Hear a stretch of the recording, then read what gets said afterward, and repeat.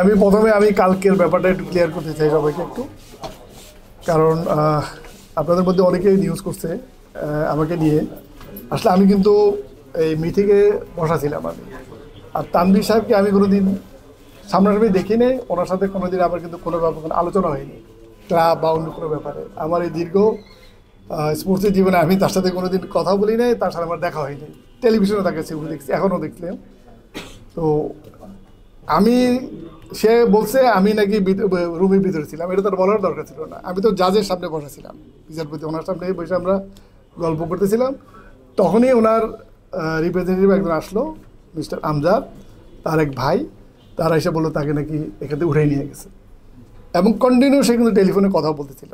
আপনি জিজ্ঞেস করেন ওকে, আছে ওখানে। তো ও কীভাবে এটা কিডন্যাপ হলো বা তাকে উঠে নিয়ে গেলে আমি জানি না, কিন্তু বুঝছেন।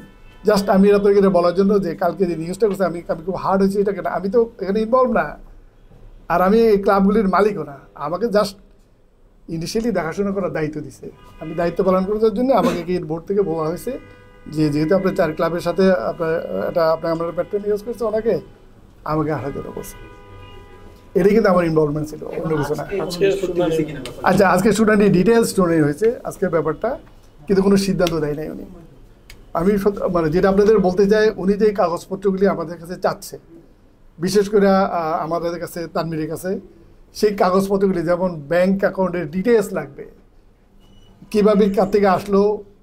ক্লাবগুলি কিন্তু মালিকানা না, উনি চাচ্ছে মালিকানা দলিল পত্র কিছু আছে কিনা।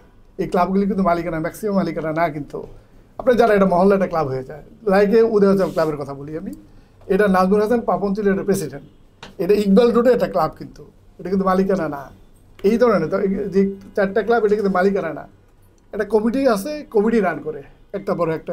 আমি ওনাদের 2019 থেকে যে কমিটিগুলি রান করতেছিল সেই কমিটির সমস্ত লিস্ট দিয়ে দিয়েছি, যেটা আমি দিয়েছি আজকে, যেটা আমাদের ক্রিকেট বোর্ডে প্রযোজ্য। সেটা হচ্ছে 2019 থেকে কারা এই ক্লাবের প্রেসিডেন্ট সেক্রেটারি ছিল। এটা ক্রিকেট বোর্ডের কিছু প্রেসক্রাইব ফর্ম আছে, ইয়ার ওয়াইজ এই লিস্টগুলি কিন্তু দেয় প্রত্যেক ক্লাবকে, যারা প্রেসিডেন্ট সেক্রেটারি, সেটা আমরা সাবমিট করছি। কারা কাউন্সিলর, গত 2021-এ যারা কাউন্সিলর, সেই লিস্ট ওনাকে দিয়েছি। এবং উনি আমাদের বলছে ব্যাঙ্ক অ্যাকাউন্ট, তো ব্যাঙ্ক অ্যাকাউন্টগুলি তো এটা আমার কাছে না, এই মুহূর্তে দেওয়া যাবে না, সময়ও নাই। তো আমি ওনাকে বলে দিচ্ছি ব্যাঙ্ক অ্যাকাউন্ট আমরা প্রপার্টি দিতে পারবো না, কারণ এটা আমি একটা রিসিপ্ট দেখাইছি ওনাকে, ক্রিকেট বোর্ড থেকে কীভাবে আমরা টাকাটা পাই, চেকগুলি পাই, ওই পুরো লিস্ট ওনাকে দিয়েছি আমি, যে কারা কারা টাকা রিসিভ করে ক্রিকেট বোর্ড থেকে। কারণ ক্রিকেট তো বিভিন্ন সময় টাকা দেয় এই ক্লাবগুলিকে, বিভিন্ন ইস্যুতে টাকা দেয়। এই সমস্ত কাগজপত্র কিন্তু আমরা সাবমিট করেছি, দিয়েছি ওনাকে। এখন নেক্সট প্রসিডিউরটা কি হবে? উনি বলছে ওনারা তো অনেক একটা গ্রুপ ইয়ের আর কি, আমাদেরও লয়ার আছে, ওনার সাথে আছে, ক্রিকেট বোর্ডের আছে, তারা বলছে আমরা এটা সিদ্ধান্ত পরে জানাবো কালকে। এটা আমরা ওনাকে সাবমিট মানে হামলি ওনাদেরকে আমরা বিশেষ করে আমি ওনাকে অনেকভাবে রিকোয়েস্ট করছি, দেখেন ইলেকশনের সামনে ক্লাবগুলিও চলতে হবে, তো আপনি যে কোনোভাবে হোক এটারে মানে এত ডিটেলস লাগিয়ে যেটা সত্যি সেই পক্ষে আপনারা রায় দেন, আপনাকে আমরা রিকোয়েস্ট করে আসছি। এবং উনি বলছে উনি দেখবে, এবং আমি সত্যি কথা বলি, উনি যে ধরনের কাগজপত্র চাইছে, আমি আবারও বলতেছি এগুলি কোনো ক্লাবের পক্ষে সম্ভব না। এটা মহামেডান ক্লাবও না, আমারই ক্লাব না যে সব কাগজে আপ টু ডেট থাকবে। এইসব ক্লাবগুলি চলে এইভাবে, আপনারা জানেন, 3rd division, 2nd division, 1st division. তো আমাদের হাম্বল রিকোয়েস্ট ওনাকে আমরা বলে এসেছি।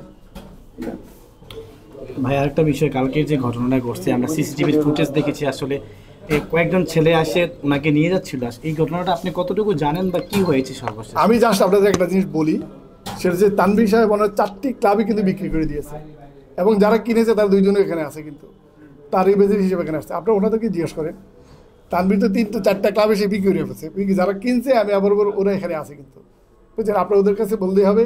আর আমি আবারও বলতেছি, একটা ছেলেকে যেহেতু কিডন্যাপ করে, তো সে তো কন্টিনিউ কথা বলতে পারে না। সে এখানকার লয়ারদের সাথে কথা বলছে, সে তার ভাইয়ের সাথে কথা বলছে, যাদের কাছে ক্লাব বিক্রি করেছে তারাও তার সাথে কন্টিনিউ করে টেলিফোনে কথা বলছে। তো কেউ যদি কিডন্যাপ করে, জাস্ট এটা আমার কথা আর কি, কিডন্যাপ করে তো সে এইভাবে কথা বলার কথা না। এটা কীভাবে যে, আমি তো পুলিশে বলছি সিসি ফুটেজ দেখুক, কে এটার সাথে ইনভলভ, অবশ্যই এটা বের করা দরকার। কারণ ক্রিকেট নিয়ে এই ধরনের নোংরামে আমরা কেউ পছন্দ করি না। এটা হোক, কালকে নিউজটার করার পরেও কিন্তু এটা কিন্তু সবার মনে এটা ইয়ে থাকছে, আসলে ক্রিকেটটা আসলে কোন দিকে যাচ্ছে। তা আমি কোনো অবস্থায় ব্যক্তিগতভাবে চাই না ক্রিকেটটা কোনো নোংরের পর্যায়ে চলে থাকে। এখন আর ট্রাইব্যুনাল বসবেন না, শুধু রায়টা দিবেন? ওনারা রায়টা দিবেন কবে নাগাদ সবাই দিবেন বলছে কিছু? আগামীকাল। আরেকটা বিষয় ভাই, আপনি তো দীর্ঘদিন বাংলাদেশ ক্রিকেট বোর্ডের সাথে ছিলেন পাপন ভাইয়ের আমল থেকেই, কিন্তু এই যে ক্লাব ক্রিকেট যে পাবো না আমরা, আমি স্পোর্টসের সাথে জড়িত আছি 1993-তে। যে ক্লাব ক্রিকেটে নিয়ে না প্রায়শই প্রশ্ন ওঠে যে ক্লাব ক্রিকেটের কাছে জিম্মি হচ্ছে যে ক্রিকেট বোর্ড, সেই জিনিসটা থেকে এখনো কেন বিসিবি মানে আউটকাম করতে পারেনি? আসলে আজকের মিটিংয়ে আমি অনেকগুলি অবজারভেশন ছিল, আমি দেখছি আমাদের সিসিডিএমের কাছে যে রক্ষিত কাগজপত্র আছে, দিস নট এনাফ। হ্যাঁ, এগুলি আমি মনে করি ক্রিকেট বোর্ড আরও নতুন করে সুন্দর করে সাজানো উচিত, বিশেষ করে ক্লাবগুলির ব্যাপারে। এত মানে রিল্যাক্স করলে আসলে হয় না, মানে এগুলি আরও একটু মানে কাগজপত্র সব ঠিকঠাক করে এই ক্লাবগুলি পরিচালিত করা উচিত। এবার নির্বাচনে আপনি অংশগ্রহণ করবেন? না। Thank you.